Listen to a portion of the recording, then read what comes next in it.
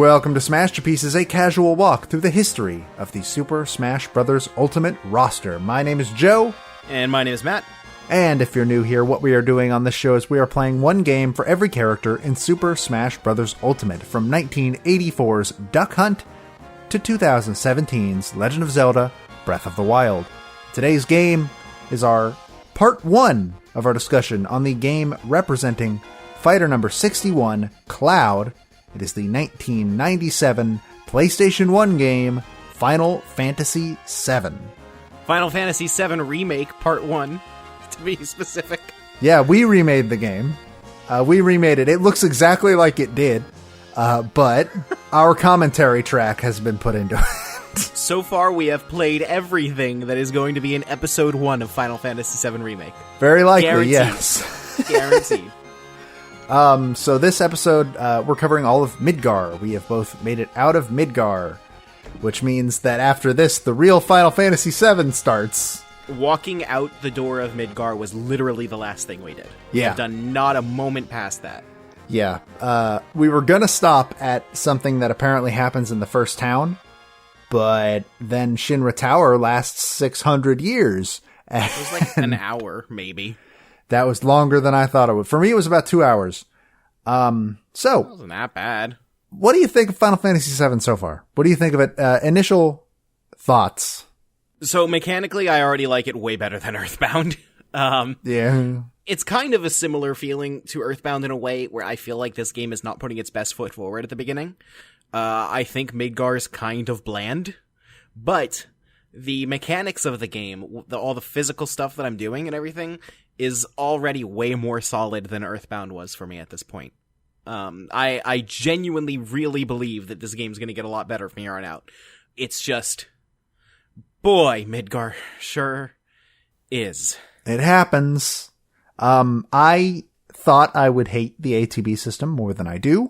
I really like the ATB system, actually. It feels a little superfluous, I feel like. I don't hate it or anything, but I'm not really sure what the big deal is. So, I think I was talking to some people, after playing the game for a bit. I don't think the wait option was in the original game. What do you mean? There are two options in Final Fantasy VII in battle. There is wait and there is, the active time 100%, which is even when the menu is open, time is still moving. Time pauses when the menu opens. Yeah, I don't use wait. I use wait because I'm stupid and need time to think. And time, it says time pauses, but like things still happen while you do it. Like if the enemy started attacking when the menu comes up, they're still going to attack. I don't dislike the ATB system. I think it's good. What I do dislike, and this especially started falling apart near the end of Shinra Tower, is I don't like materia. I think the main problem that we're having with materia right now is that it keeps switching our party members back and forth over and over. So we have to keep rearranging the materia over and over. Yeah, that's where it started to fall apart for me at the end of Shinra Tower, where it was like, all right, this group is going to fight a boss, but they don't have any materia.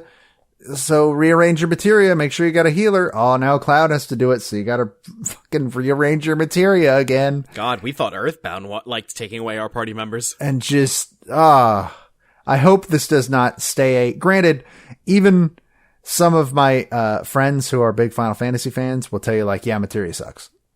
Like, it's not the worst thing in the world, but it's not great.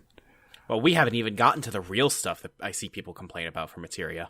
Yeah. Leveling, baby. Yeah.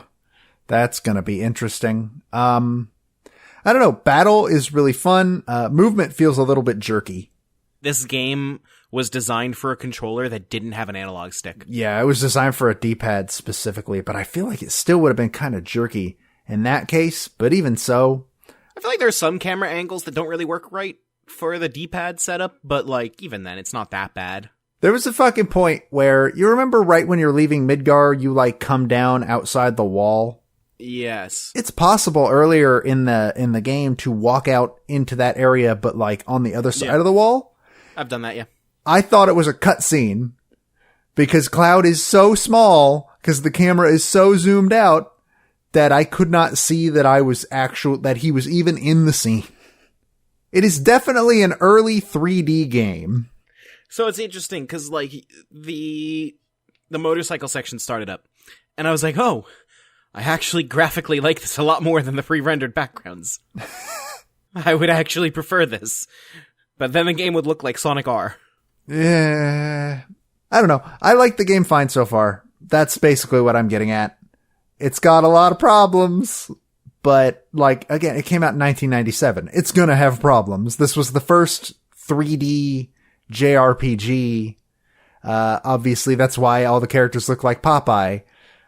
Which honestly, I kind of think looks better than, cause if you've ever seen screenshots of Final Fantasy VIII pre-remaster, that game looks like trash. Like trying to make realistic humans, realistically proportioned humans on a PlayStation looks like garbage. Silent Hill is maybe the only game that's done that well, and even then, like, the human characters look bad. I can imagine that. And that was a PS1 game, right? Yeah, Silent Hill was a PS1 game. Resident Evil also, they look bad. The humans look bad. They look great for a PlayStation 1 game. Metal Gear Solid, I think the character models look bad. But again, that comes with the territory. We didn't know 3D graphics. The PlayStation 1 couldn't really do 3D graphics all that well. It's got the same problem as the 64, which also regular proportioned humans look like shit on a Nintendo 64. We weren't able to make pretty alright looking people until like the PS2 and GameCube. So I can't fault them for that all that much. But I also I think the Popeye models have a lot of charm to them, honestly. They look fine. It's really the pre-rendered backgrounds that I don't like.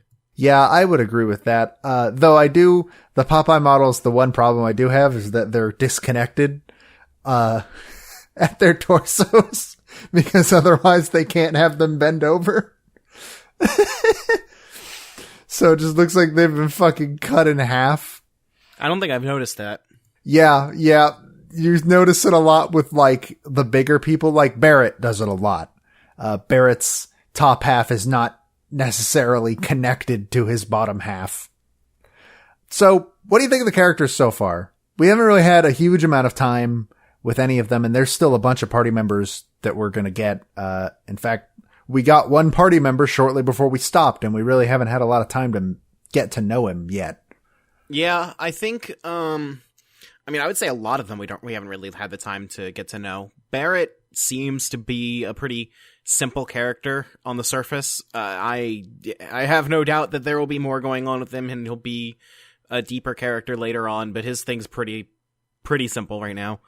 Cloud is edgy. A dork. He's a fucking dork edgelord. Yeah, he's edgelord anime protagonist. Aerith is pure innocent virgin waifu. Tifa is the only character that I really give a shit about right now. I love Tifa so much. She's so great. In addition to just being the best, she also, like, is the character with, like, genuine depth going on with her background, her history with Cloud. How she very obviously has a thing for Cloud, like, 100% to the point where she, in the jail cell, when Aerith is talking to Cloud, and she's like, so the deal was for one date, right? And Tifa just, like, jerks up in her bed, like, what? Cloud, by association, technically has all that backstory depth, but Cloud's an edgelord, so I don't care. I kind of don't like Cloud at all. I love that Barrett barely, like, takes Cloud seriously, where Cloud's like, oh, I don't want this, and Barrett's like, man, shut the fuck up. Yeah, as deserved. Barrett is pretty good, I think. Barrett is my father now. Whereas I am taking my naming scheme. I, unlike you, have decided my stream is a no fun allowed zone where all the characters have their canon names. Barrett has his canon name because I was like, oh, I shouldn't give silly names to the people whose names I don't know. So I gave Barrett his name. And then by the time I got to Red 13, things had gone wildly off the rails. Fucking named Aerith Aerosmith.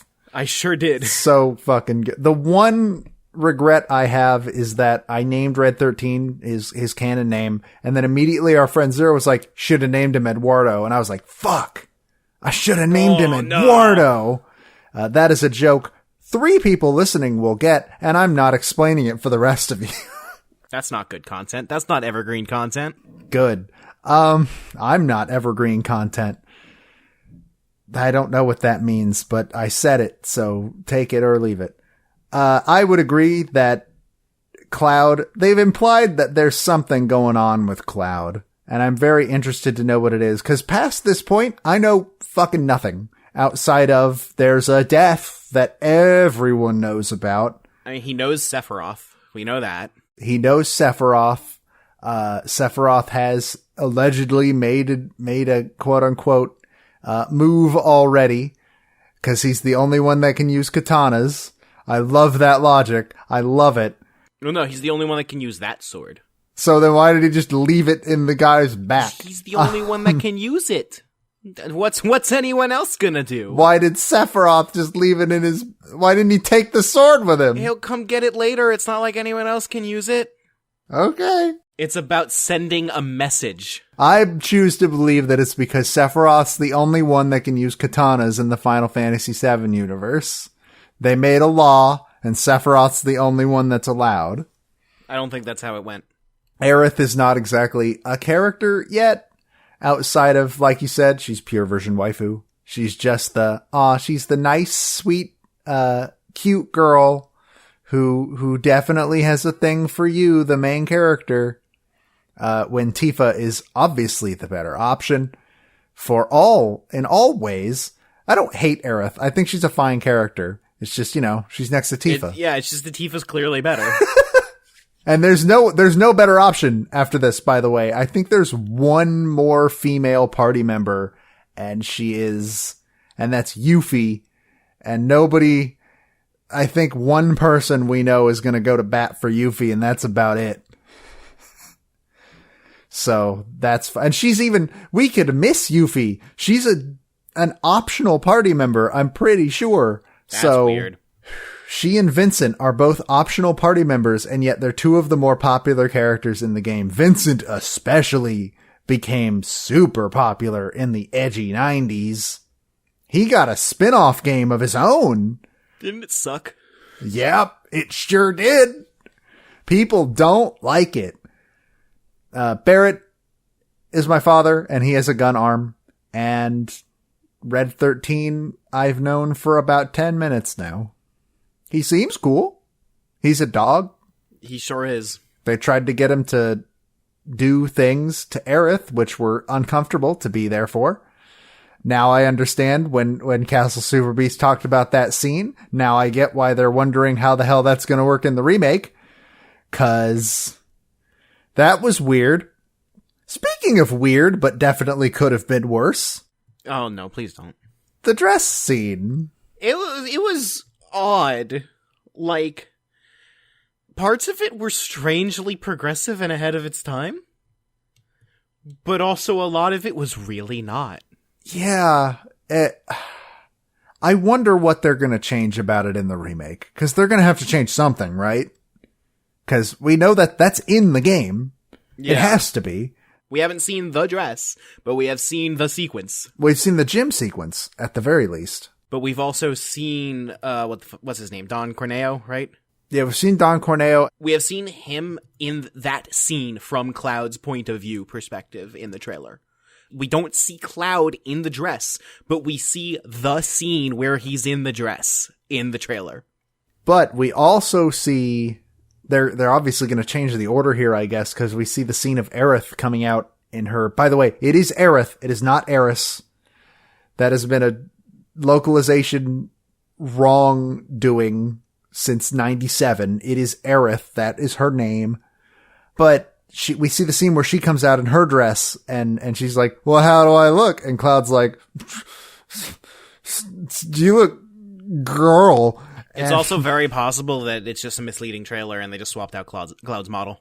Yeah, I think you have it right, where it's like, boy, there are parts where it could have been worse. No, there are parts where it is strangely incredible. Especially for a Japanese game. Like, look at Japanese games now. They still have issues with that. Like, a lot of the dialogue of, like, Tifa and Aerith being really encouraging to Cloud is, like, oddly progressive. Well, Tifa just wants Cloud's dick. She'll do whatever she can to get it. Yes, still. But then you've got Don Corneo. Yeah. Well, to be fair, Don Corneo is supposed to be a shitbag. Yeah, but still. It's a weird sequence to talk about. We're pretty sure that he's voiced by Mark Hamill in Remake. Hey, that fits. You look at that character and you can see Mark Hamill's voice coming out of it easily. I think that is a great casting choice. Let's see. Rest in peace, Jesse Biggs and Wedge. I didn't think they'd actually die, but they're dead, it seems. The remake trailers sure are trying to make them look like they have a role. Yeah, and they might. And I mean, given the entire game is going to be remake, the entire first game is going to be Midgar, they have to have a role. They will probably have a bigger role than they have here. Do you think they're going to be playable party members? No, I don't think so. I think that they will probably still die at the end because that would take away a lot of weight from Barrett's reaction to the plate falling because they'll definitely die, but like maybe they'll be playable for a bit because otherwise maybe for a huge percentage of this game you're only going to have 3 party members. Well, you're probably only going to have 3 party members for most of it anyways. Like, man, that's going to be weird in the remake when it's just like, oh yeah, Red 13, here he is. You've got fucking 30 minutes left in the entire game, but here's a new party member. Have fun. Like, I think that's the thing I'm most looking forward to about finishing this game and playing this game for this show in general, is that when Remake comes out, I'll be able to go play it and be like, oh, that was changed. That's new. That's okay. We're already ready to play Remake. Yeah, we're already there. I am watching a trailer right now and recognize every single scene. Well, you were saying that you recognized most of the scenes after playing the first session. Which makes sense. I doubt they would have shown a lot of stuff from late whatever. But yeah, I mean, I don't really have a ton more to say. Overall, like, one thing I do want to point out is that whenever this game tries to be not an RPG, it's very clear that that part of the game did not get as much development time as the rest of the game. Hey, that motorcycle chase was awesome. That motorcycle chase was probably the most mind-blowing thing in the world in 1997. That motorcycle chase graphically looks better than the majority of the game. I think it controls like ass. I think it's fine, and the music is just a song from F-Zero. Kind of, yeah. But like hitting the button all at the same time, the stealth sequence, the book puzzle. It's weird when people describe the hitting the button at the same time as a minigame, because it's not. It's just a button press, and it's stupid.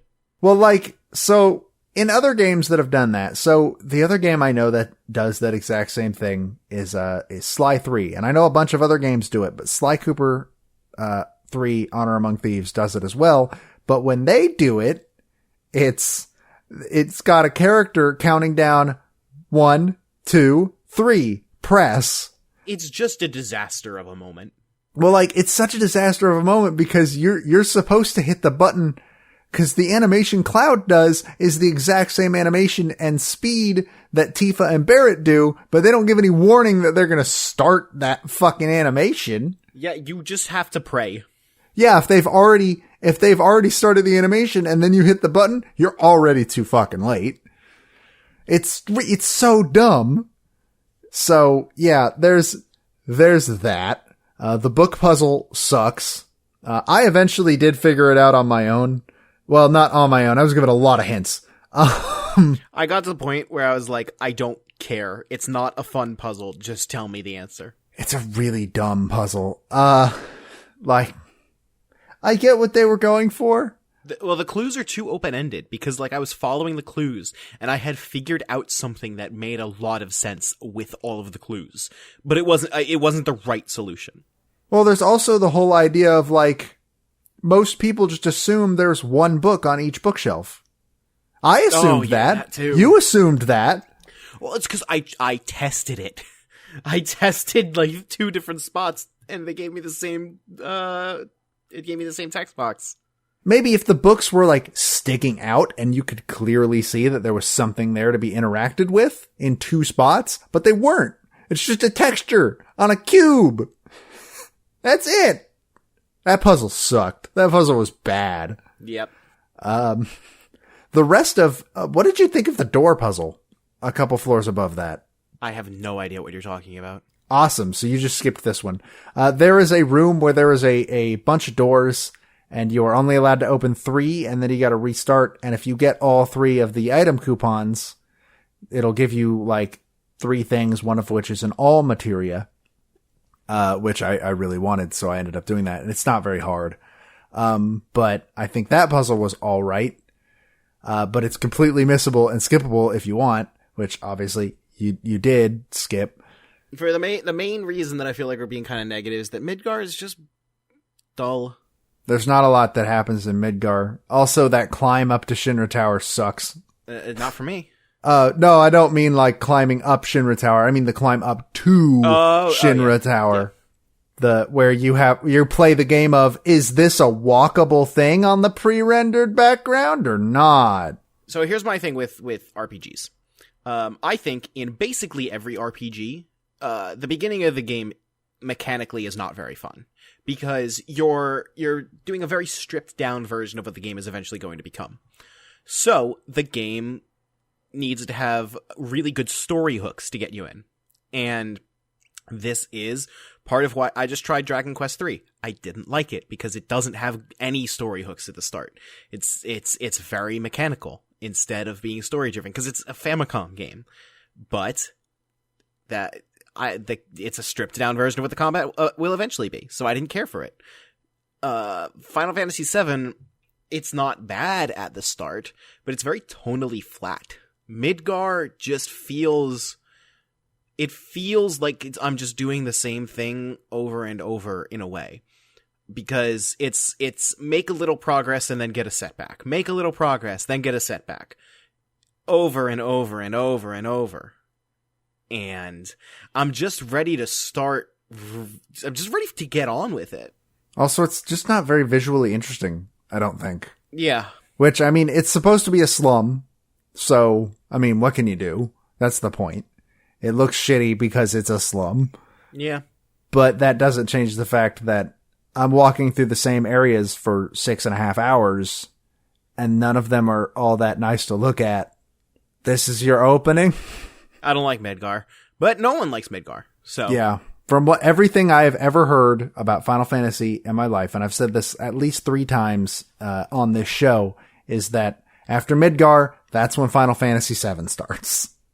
So we are currently standing right where the game actually starts from here. And I think our next episode will be hopefully a lot more positive. I can't say that for a fact. I've never played past this point. I had never played past the point of my first session. So basically, outside of the death that everybody knows about and the final boss, I don't know what's going to happen. I know nothing about this game. And I'm kind of looking forward to that, honestly. Let's get on with the greatest video game ever made, according to many people. Yeah. Well, before we do that, let's talk about music. Okay, I'm going to say something right at the start. Okay. And I'm not going to say it again because no one wants to hear me say this, but I'm going to say it once and then I will not say it again for the entire rest of our time with Final Fantasy VII. I hate the PlayStation 1 sound font. It sounds terrible. No, it takes Nobuo Uematsu's work and makes it sound awful.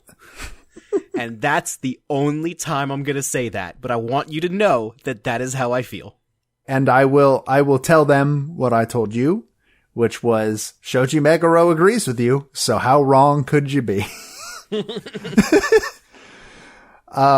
So I personally absolutely adore this soundtrack. Though we haven't heard a lot of, I want to bring up 2 songs that, while I don't think they are maybe my least favorite renditions of both of these songs. but they are two of the most important songs in the franchise, and we're not going to get another chance to talk about them. So the first one is Prelude.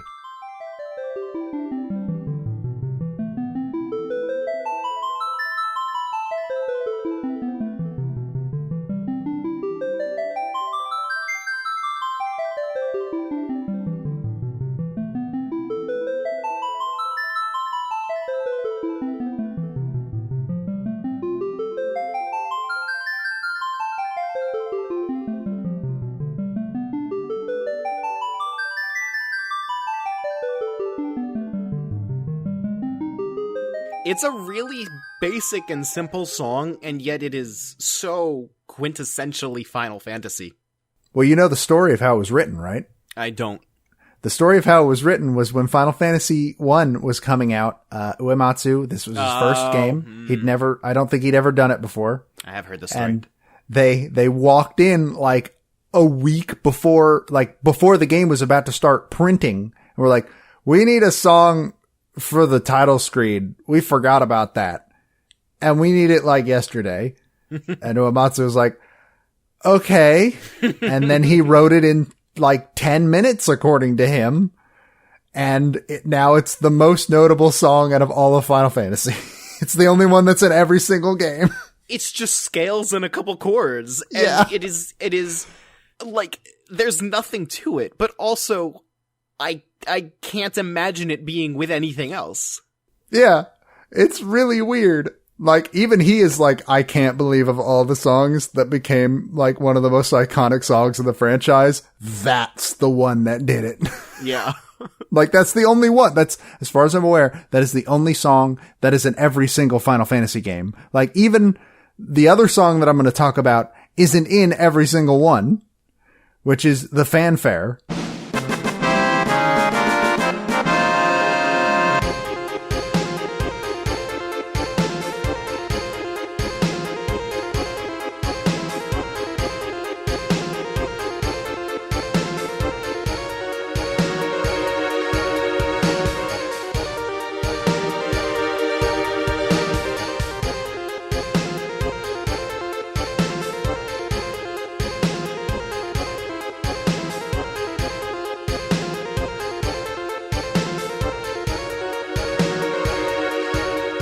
That's not in the new ones, is it?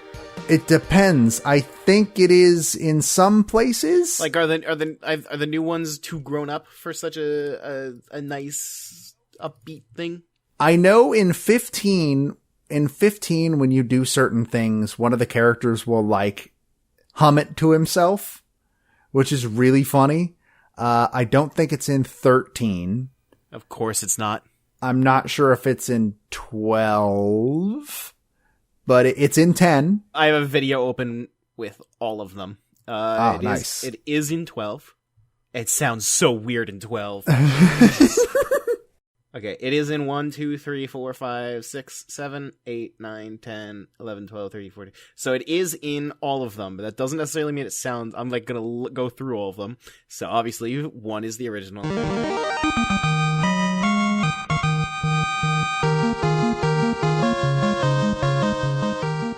2 sounds mostly the same.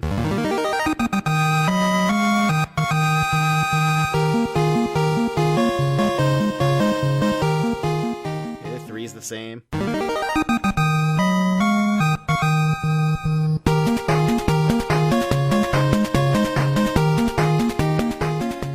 Oh, 4 starts to sound like real trumpets.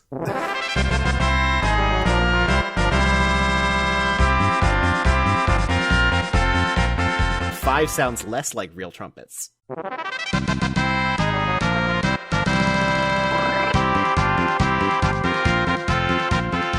6 sounds even less like real trumpets.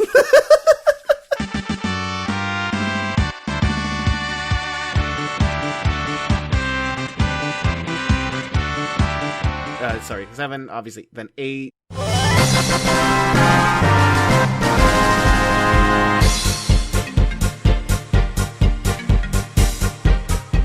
8 sounds like it's trying to be an orchestrated song in a way.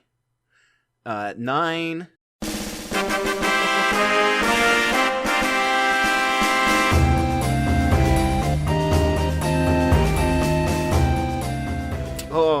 the midis are just getting worse somehow. 10.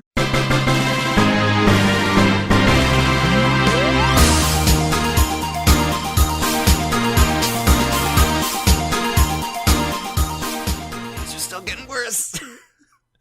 11. Midis are still getting worse. And then 12 is like this weird choir orchestration. What the fuck? What the hell just happened?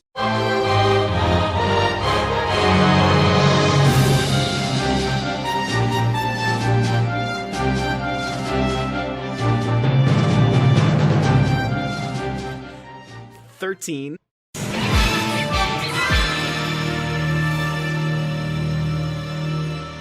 Oh no, this is a different song. 13's a different song? 13 doesn't have it. All right, so it's not in all of them, but Prelude is in 13. 14 has it. 14 Yeah, has it, and that. it has lyrics.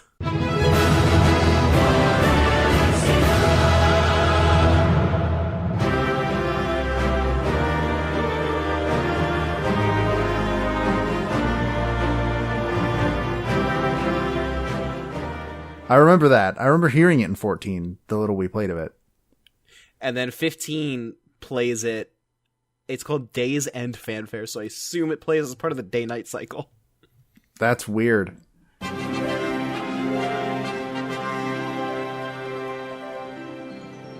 But yeah, that has been Matt Researches the history of the Final Fantasy Victory Fanfare ASMR. Thank you for joining us.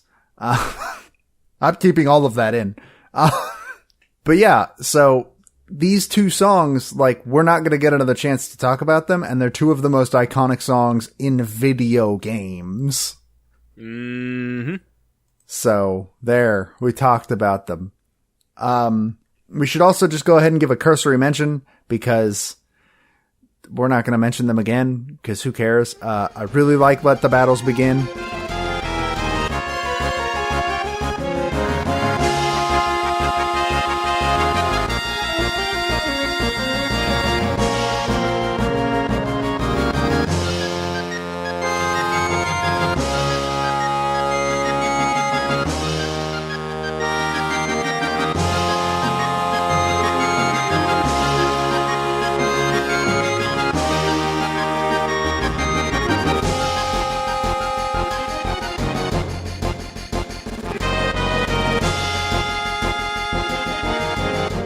Battles Begin is a good song, but Fight On is better. I like Let the Battles Begin a little bit better, but Fight On is super cool. Oh my god, Fight On is so much better.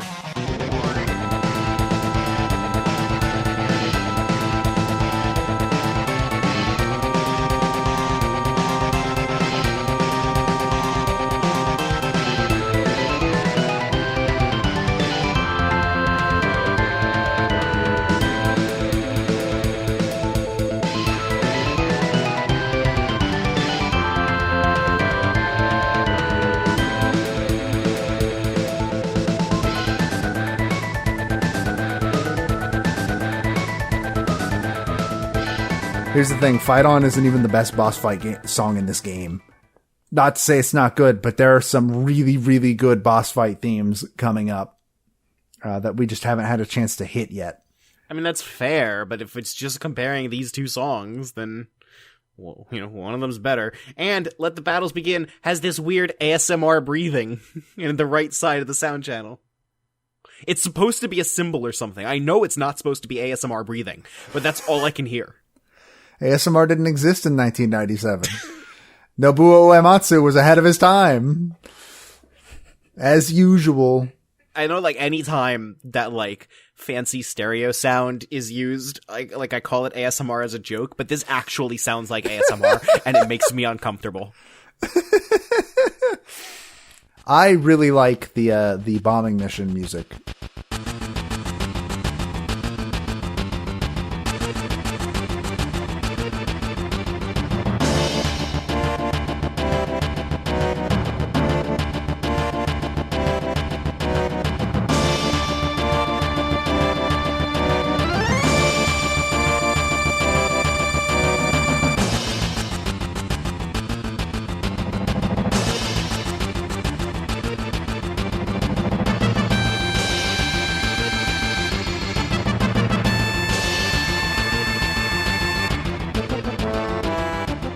which is part of the prelude, not the prelude, the opening music, right?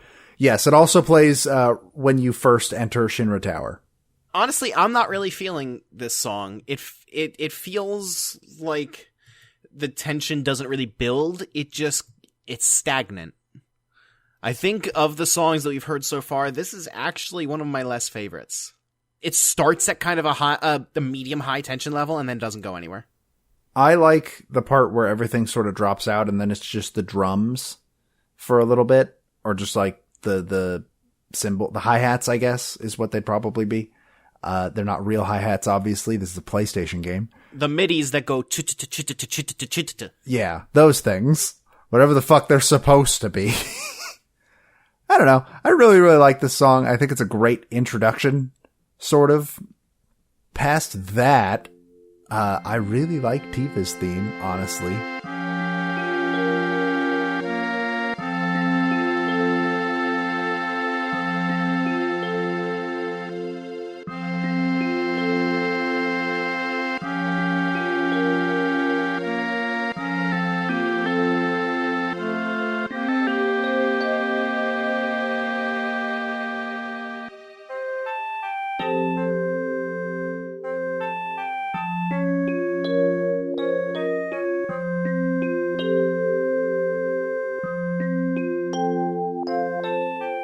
Yeah, I think it's my favorite character theme. I feel like it has a lot of changing moods in it. And it conveys a lot about her character, I think. Which is weird, because this is not the most famous character theme from this game by far. Like, Aerith's theme is considered the biggest. And I like Aerith's theme a lot, but I think I like Tifa's theme a little bit better.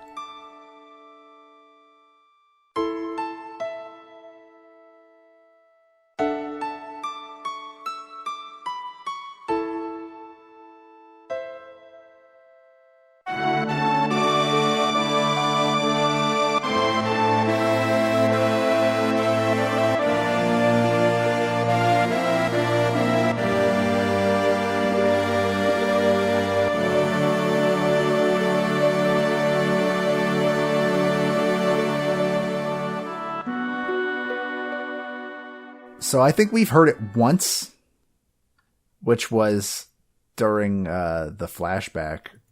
But yeah, it sounds familiar, but it's also like, yeah, okay, yeah, it's got a lot of changing moods to it, but it's also very much. I feel like it's a lot. I feel like the main reason people really gravitate towards Aerith's theme is because it's Aerith's theme specifically, and people have such a connection to her. I kind of also don't really feel Aerith's character in this song, if that makes any sense. It's very big, in a way. And yeah, Aerith's an ancient. She's probably going to be the most important character in the story or something. But right now, she just kind of... she's there. She's whatever. I don't care about her yet. Meanwhile, Tifa's theme... It feels like it's Tifa to me, because it has this warm atmosphere to it that sort of underscores the darker tones of the game so far, which that feels like her role to me so far. She's underscoring these darker character parts of Cloud's story, and it has a somber tone to it while still feeling uplifting. Like, Tifa to me is a character that she's tough and surviving in this world, but she also is this emotional rock that the characters have in a way. It's just such a wonderful character theme, I think. I'd agree with that. It's probably among my favorite, because here's the thing, I didn't have a lot of experience with Tifa's theme before, like, actually going back and listening to it and hearing it, because you don't hear it talked about ever. And that's really weird to me. Speaking of character themes, let's talk about the one that makes Barrett sound like a pirate.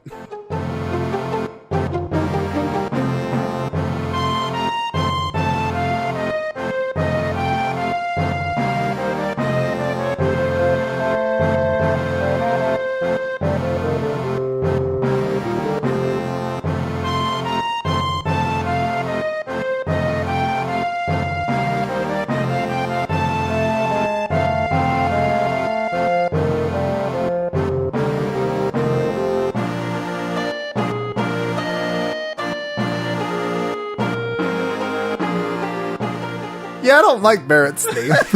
It's weird, and it makes me uncomfortable and doesn't fit Barrett as a character even slightly. So Wind Waker was like 10 years later. Obviously, this didn't borrow from it at all, but it's just the Wind Waker pirate theme.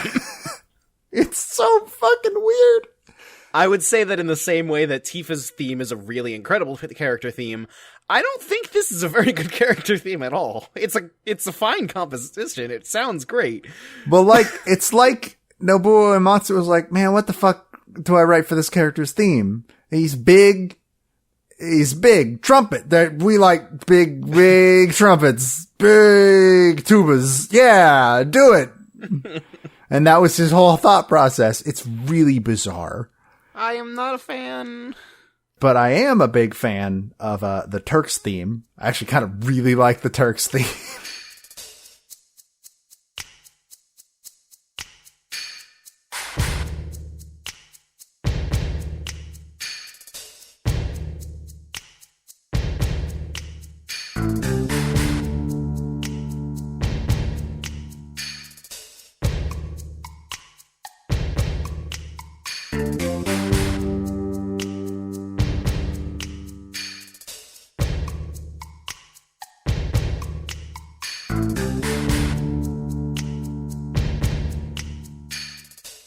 Very understated, and I think that fits because we don't really know a lot about them right now. It kind of feels like they're gonna come at me snapping, and then we're gonna have like a West Side Story dance fight almost at a certain point. And I kind of love it. Like, it's really stupid sounding. But also, yeah, it's very mysterious and low key, and I think that's, like, again, by design, because the Turks are spies. They're not really something that we know a lot about because we're not really supposed to know a lot about them right now. So it fits that very well, I think. I have a song that I have no real attachment to whatsoever. I just want to say its title. I assume this is the correct title. On Spotify, it's called Under the Rotting Pizza.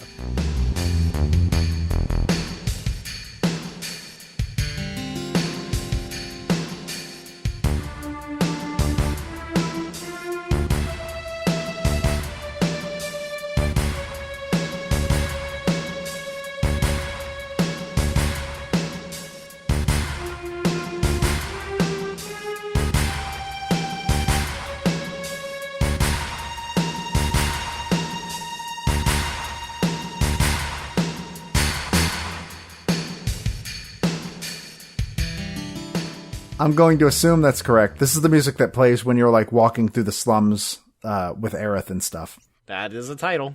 Remember, Barrett calls Midgar a pizza because it's shaped kind of like a pizza with slices and everything. The upper plate. It's like one of the first things he says to you. It's bizarre. Barrett's a weird character. He's a cartoon character. He's Mr. T. He's straight up unapologetically Mr. T. And in a way, that's kind of uncomfortable. Oh, it's whatever. It's whatever. It's fine. That's all I got for music. I like Red 13's theme.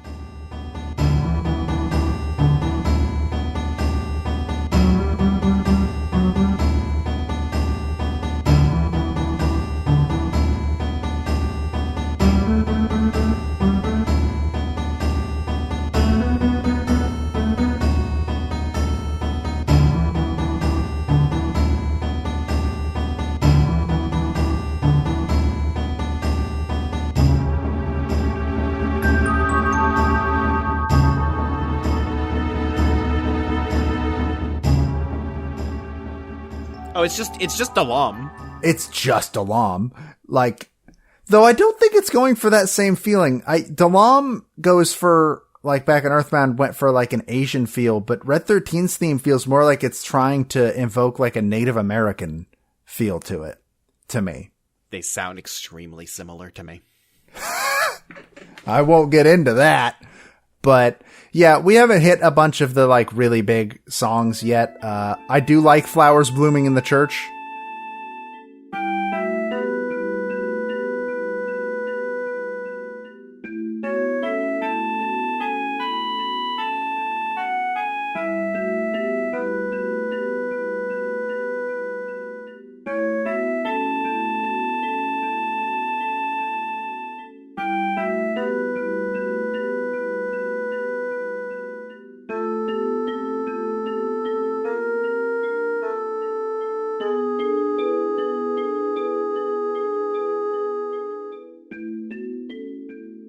but I think the regular version of Aerith's theme is a little bit better.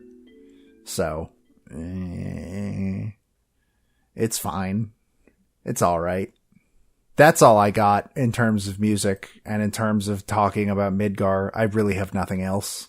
Same. It's just Midgar's dull. I don't care for it. I'm ready for the game to start. We talked longer than I thought we would. I'll give us that. But yeah, I'm very interested to see how the game progresses from here. I do want to give shout outs real quick. I love this Switch version. It's pretty good. Lets me cheat. Yeah, so for people that haven't played the Switch version, if you click the left stick, it turns on 3 times speed, which, hey, every old RPG should be given this option. But here's the genius part. It turns that off for when you're in a menu, and also doesn't affect the music. And also doesn't count towards your in-game timer. Yeah, I love it. It's genius. Like, they actually put work into it. They put a lot of work into it, and I appreciate it so much. And then if you click the right stick, it just gives you full health and limit. And if you click both, it turns off random encounters. Yeah, it's so good. It's so good. Every old JRPG should come with this set of features specifically. So I hate random encounters, personally. I like it a lot better when the enemies are on the map and I can see them. I agree 100%. That was one of the few things that I really enjoyed about Earthbound. So, like, being able to, like, if I just want to get through an area, just being able to turn it off for just a little bit, it's fine. It's good. I like it. Keep it. And anyone that tries to tell me, oh, random encounters are good, actually, I don't care. You can direct those comments to leave me alone at twitter.com. No, that might be somebody's handle. Don't tell people to do that. I 100% agree. Twitter. I'm not a huge fan. /leave me alone. It's got 26 followers. Last tweeted on December 8th, 2010. It's a Google link that I'm not going to click. Okay, yeah, tweet to them. I don't like random encounters, especially in the way that Final Fantasy does them, which is it's a random chance of whether or not it's an ambush. There's literally no way to stop that. So sometimes you'll hit a random encounter and the game has just decided, oh, they ambushed you. Now they all get to attack first before you do anything. Fuck you. I hate it. Final Fantasy X does the same thing. I hate it. It's awful. It ain't great. So yeah, that's a problem I have. So the ability to turn off random encounters, like, I'll have them on when I go grind. 'Cause I'm gonna grind off stream for this game for sure. And the fact that it's on the Switch, hey yo, that's gonna make it the easiest thing in the world. I can lay in bed and do it. For the majority of time, I'm going to have the random encounters turned on because I need to, fight and get experience. Yeah. And then there's some times where it's just like, I need to solve this stupid puzzle. Just leave me alone. Or like, I'm already leveled enough that I'm killing everything in one hit. I don't want to get interrupted every 20 seconds. I'm gonna turn off random encounters. It's just great. It's a great port. I just wanted to give a shout out to that. They did one good. You all did one good. Square Enix is not known for doing ports very well. So, yeah, I got nothing else. Let's end this, I suppose. We will see you all next time when we continue into Final Fantasy VII, or as some might put it, when we start Final Fantasy VII. We're at the world map for the first time. At the world map. 6.5 hours in. When the game was like, oh, on the world map, you can save anytime, but that's a little later. I don't remember it saying that, but I believe you 100% that I probably just glanced over it. Oh, yeah. So yeah, remember that you can follow us on Twitter and Facebook at Smashterpieces. You can find us on YouTube at Smashterpieces, where you'll find, our VODs actually playing Final Fantasy VII, where for the first time there was a branching decision and we both picked a different thing. And you should go check that out, because I think that, first of all, I think the warnings they gave you for your choice were vastly overstated. That wasn't nearly as bad as people had me believe it would be. It was actually quite easy. But also, my side, the one that I picked, was absolutely fucking hilarious, and I loved it with all my heart. So, definitely check out those VODs. They've been very fun so far. And check out our streams. Matt is streaming every Thursday over on twitch.tv/Nintendo World Report. Yeah. And I am streaming Final Fantasy VII every, I think I'm going for Saturdays in October, but I'll probably move to Fridays after October. Over on my personal channel at twitch.tv/Detective Dobaga. And yeah, go watch those streams. Give us some support, especially go watch Matt's streams so that, the people over at NWR are like, those two really are bringing in a lot of traffic. We should give them money. They won't say that, but in my brain, they should. I don't know if that's gonna go how you expect. It won't, but I can dream. With that, my name is Joe. And my name is Matt. And we will see you next time as we continue our journey into Final Fantasy VII.